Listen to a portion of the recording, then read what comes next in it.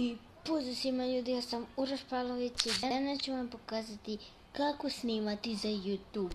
I kao na primjer, idete u Google Play i ukucate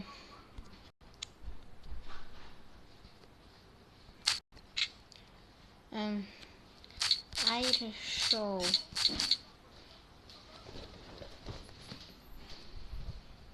I klikate na ovo drugo.